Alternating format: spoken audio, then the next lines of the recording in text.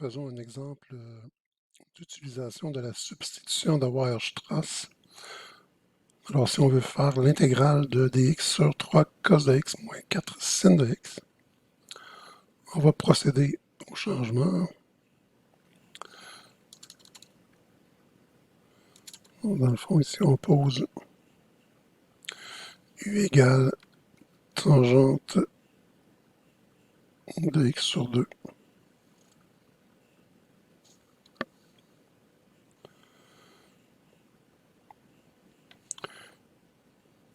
Puis si je vais écrire voir les identités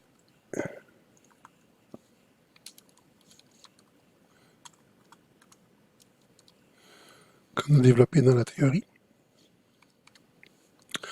donc nous aurons l'intégrale de le dx, je vais le mettre ici.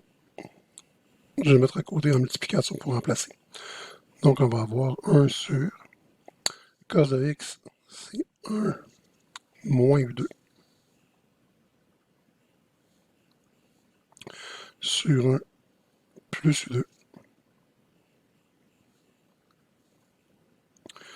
Et ici, c'est multiplié par 3. Puisque j'ai 3 cos de x. Puis on a moins 4 sin de x, qui va être 4 fois la valeur de sin de x, qui est 2u sur 1 plus u2.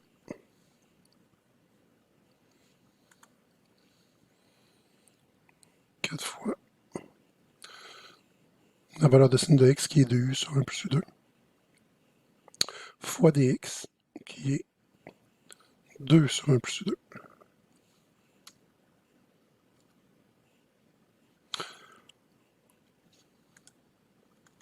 OK.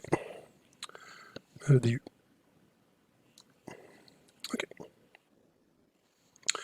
Il va nous suffire de simplifier l'expression. Ici, mon dénominateur, le dénominateur de mon expression au dénominateur, puisque c'est 1 plus u2 pour les deux termes, je pourrais faire une grande barre de division et dire 1 plus u2. Ce 1 plus u2-là va se simplifier avec le 1 plus u2 du du. Donc, il va me rester l'intégrale de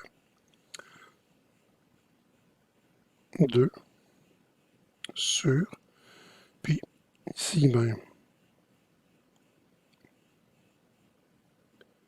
ça c'est simplifié avec le 1 plus u2 qui est ici. Donc, il me reste juste à simplifier l'expression qui est ici. Je vais avoir 3 moins 3u2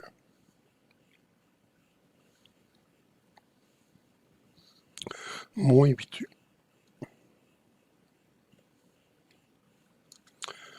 du, ce que je peux réécrire comme étant moins 2 fois l'intégrale de 1 sur 8u, non pas 8u, mais 3u2 plus 8u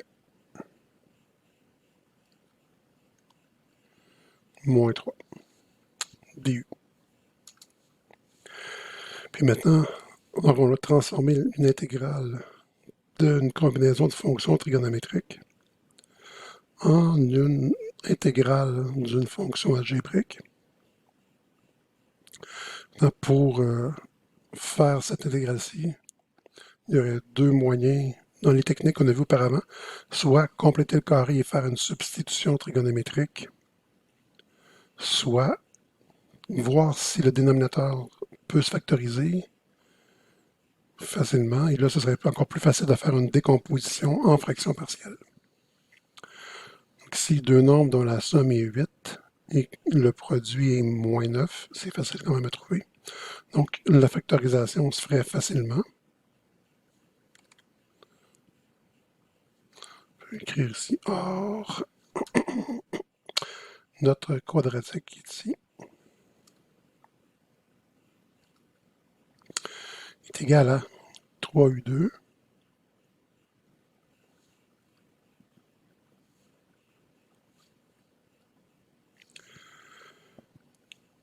Puis bon, là j'ai besoin de deux nombres dont la somme est 8 et le produit est moins 9. Donc on pourrait facilement penser à moins 9 et 1.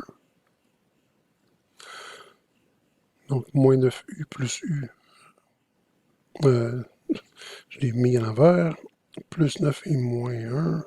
Donc 9u moins u, je vais avoir 8u. Puis 9 fois moins 1, j'aurai moins 9. Donc c'est moins 3. Je vais pouvoir faire ma double mise en évidence. Donc les deux premiers termes ensemble ici, je peux mettre 3u en évidence.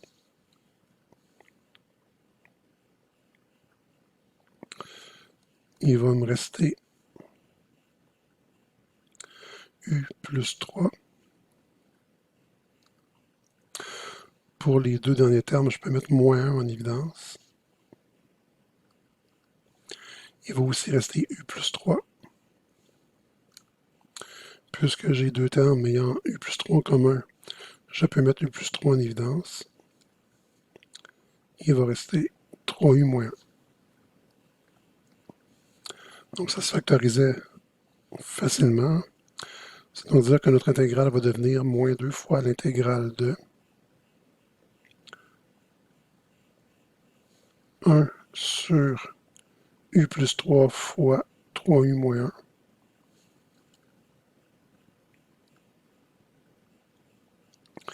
du. Qu'on va pouvoir intégrer par décomposition à fraction partielle. Si on veut le faire au complet, donc par le théorème de décomposition fractionnelle, on va avoir a sur u plus 3 plus b sur 3u moins 1. Si on recombinait avec un dénominateur commun, on aurait tout simplement a fois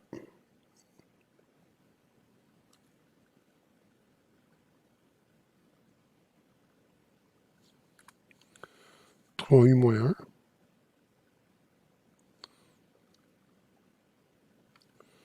plus b fois u plus 3 comme numérateur, puisque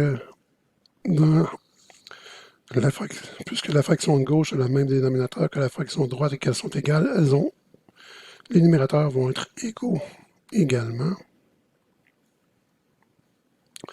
Donc 1 sera égal à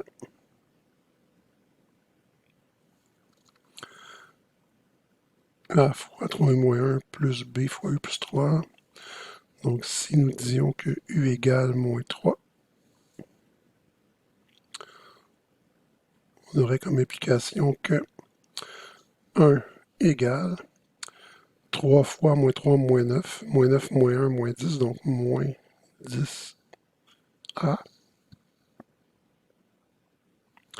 ce qui implique que a serait égal à moins 1 dixième.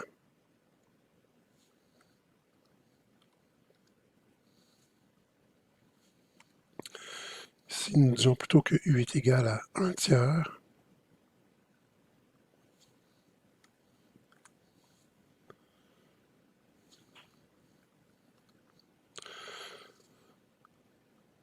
nous aurons comme implication que 3 fois 1 tiers, c'est 1, 1 moins 1, 0, donc ce terme-là s'annule.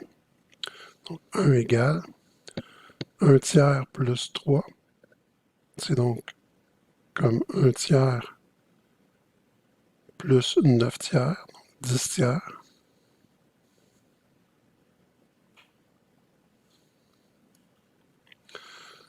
10 tiers de b.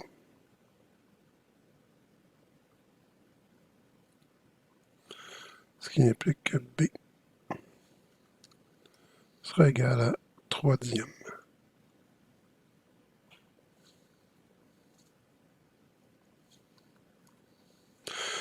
D'accord. Puis ici, il ne faut pas oublier que notre intégrale est multipliée par moins 2.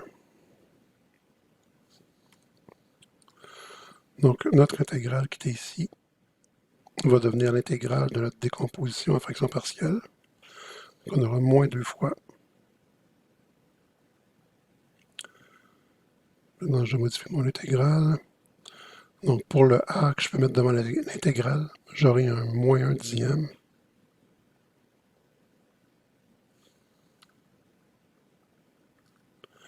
Fois l'intégrale. Vu que j'ai mis le A devant, il me reste 1 sur U plus 3.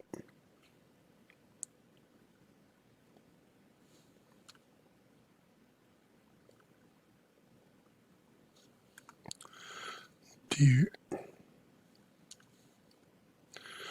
plus, pour ce morceau-ci, B vaut 3 dixièmes que je vais mettre devant l'intégrale.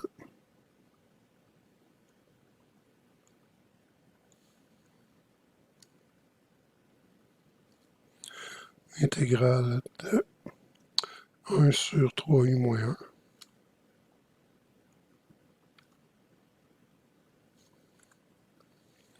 Du.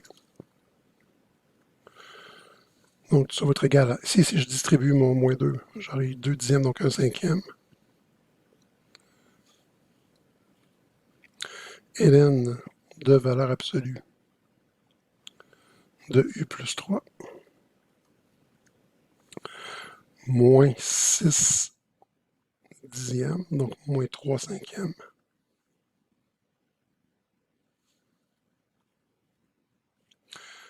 Ln de valeur absolue de 3U moins 1. Par contre, là, vu qu'on a un 3 devant notre U, on doit diviser ici notre primitive par 3. Ça nous évite du fait de faire le changement de variable. Plus C. Si les 3 vont se simplifier.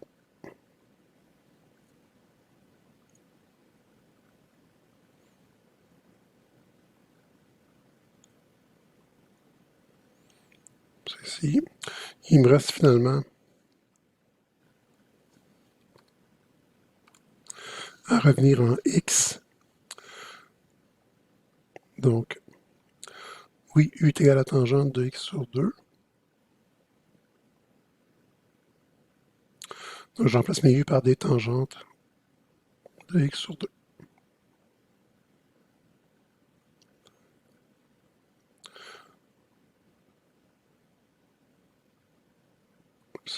On va donc avoir comme réponse finale 1 cinquième ln de valeur absolue de tangente de X sur 2 plus 3 moins 1 cinquième